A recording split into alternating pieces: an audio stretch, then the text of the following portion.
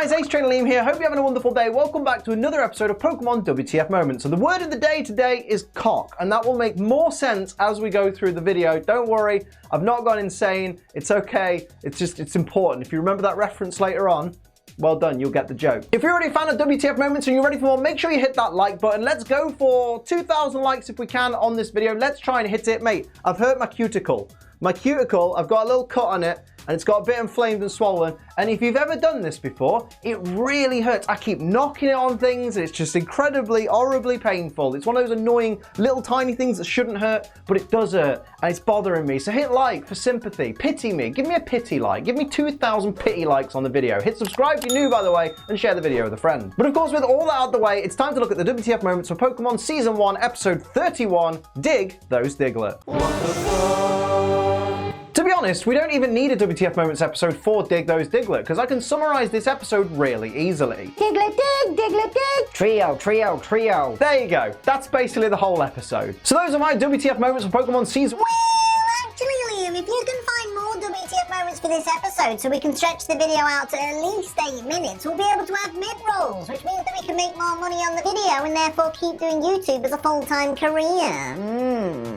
That's actually a really good point. Okay, on with the show then. We start the episode with Brock trying to find a way to Fuchsia City, but he can't figure it out because they're surrounded by mountains on every side. Yes, Brock, but with very obvious paths in between them, so just follow the path that leads to Fuchsia City. James reckons he's having tea and crumpets. Listen, mate, number one, green tea does not go with crumpets. Secondly, you also don't eat crumpets from a bowl, and you definitely do not pour the tea on top of the crumpets. Seriously, what do you Americans think crumpets are? An explosion goes off and Team Rocket ends up with food all over them. Jessie sucks a little bit of the food off her finger and claims, "I didn't get a taste." We literally just watched you taste it, you lying bitch. Yeah, no, this is bull. You definitely do not eat crumpets with chopsticks. I know this is obviously the localization team trying a little too hard to localize the food, but sometimes you've just got to accept that the kids watching your show are going to know that it's Japanese. A bunch of lorries are seen heading to a construction site, and Jessie claims that the place looks like a battle zone.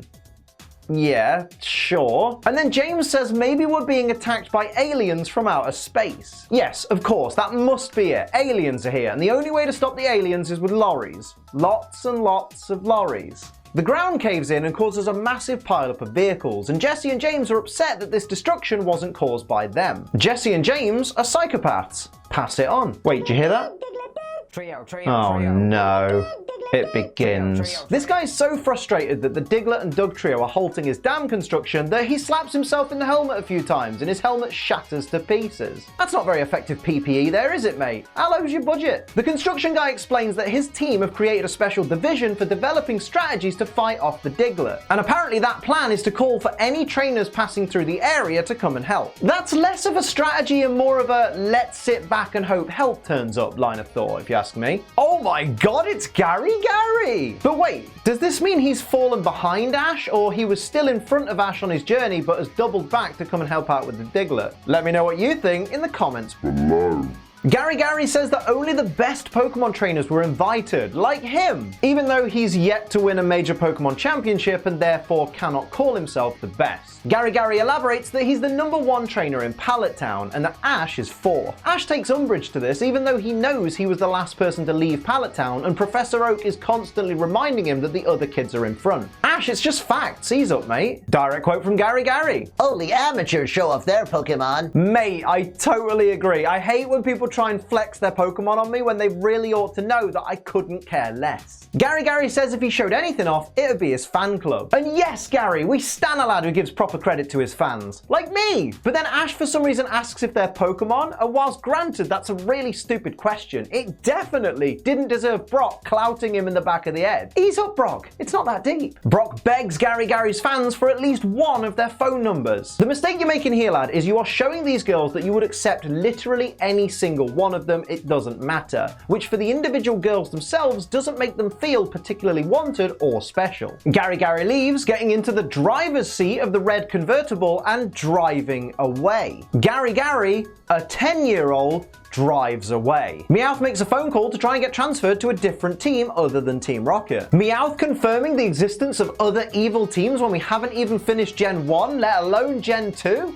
What the But whilst the construction guy is thanking all the trainers for coming to help him with his Diglett problem, he tells Ash off for talking during his speech. Ash gets upset because the guy doesn't actually call him by name, and Misty explains that he probably just doesn't know Ash's name. Then from her hiding spot up on the cliff, Jessie yells, "My name's Jessie!" Even though she probably can't be heard by anyone in that crowd because she's so far away, and also if you're hiding, why would you want to be heard? And also, how did she hear the conversation between Ash and Misty from all the way up there if they were whispering so as not to be heard by the guy that's much closer to her than Team Rocket is? This is a mess. When trying to work out how many Pokemon they can potentially steal from all these trainers, James explains that if each trainer has 6 Pokemon, then that's 6 times the Pokemon they can steal. But surely you're not taking into account trainers like Brock and Misty who are only traveling with 4 Pokemon each. Assume that each trainer has 1 Pokemon, and any Pokemon more than that is a bonus. Aim low and avoid disappointment. Also, you're talking about the number 6, but you're holding up 5 fingers, dumbass. James is upset because Team Rocket's sneak attacks have never worked in the past, and oh my god, are Team Rocket becoming self-aware? The construction guy calls Diglett the greatest parasitic bug Pokemon of the century, to which Gary responds with, Just a minute, technically Diglett is not a bug Pokemon. "Excuse me, Gary, it's pronounced." Well,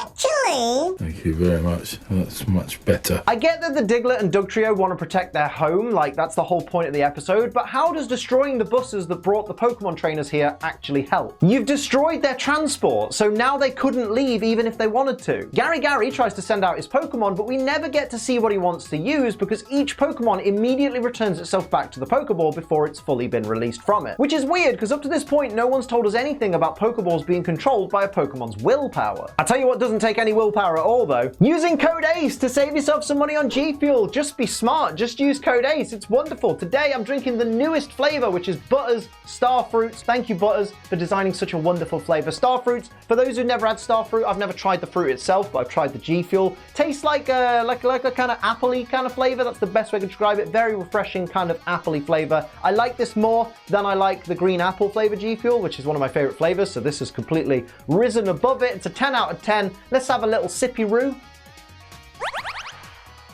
Oh, it's just the best thing to have come out in the summer as well. What great timing. Code ACE to get yourself some money off. A Diglett kindly returns Gary's Pokeball back to him. Which is so bizarre because if Gary's wanting to use his Pokemon against the Diglett, why would the Diglett return what is effectively a weapon back to him so that he can try and use it again? Every other trainer, having seen that Pokemon are refusing to come out of their Pokeballs, throw out every Pokemon they have and therefore just create a big pile of Pokeballs. What part of it don't work don't these people get? The wild Diglett, who have never met any of these trainers or Pokemon before, start returning the Pokeballs to their respective trainers. But how do they know whose Pokeball belongs to whom? Direct quote from Ash. It almost came out. That's what he said. Ahaha, remember Whack-A-Mole, guys? That's funny. According to Gary, Diglett can pull their head underground at 186,282 miles per second, the speed of light. Firstly, that actually is the correct speed of light, so who says you don't learn anything from anime? Secondly, think of the whiplash. Gary leaves since there's nothing more he can do, but this time with an adult driving the car for him. Must have got pulled over on the way back earlier, twat. Ash and co spend the night in the spa for free, even though that was offered as a reward for whoever got rid of the Diglett, and so far not even a single Diglett has been taken care of. Oh no, some fan service is here. Can we just fix that?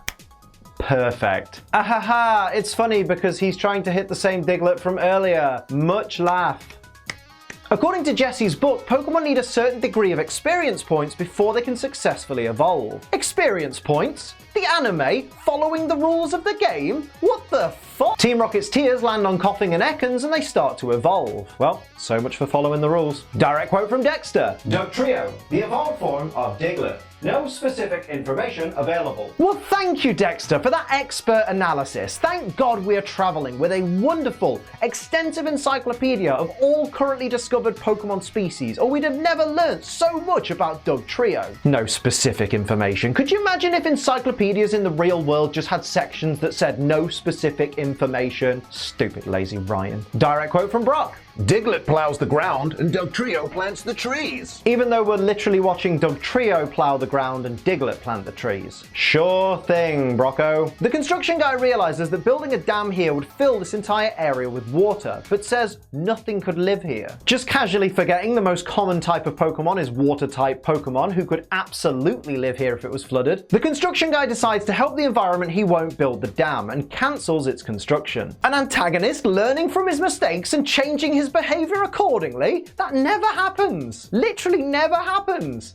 That's incredible. Jesse's Ekans is revealed to have evolved into Arbok, who right out of the gate yells, "Cha, bok, cock." You've been on screen for literally 5 seconds and you've already said cock. Who are you? Ace Trainer Liam? Team Rocket send out Arbok and Weezing to attack, and Ash instantly breaks traditional rules by sending out 4 Pokemon to face them. You're supposed to be the protagonist. Arbok dodges Pikachu's Thunderbolt by listing lazily to the right.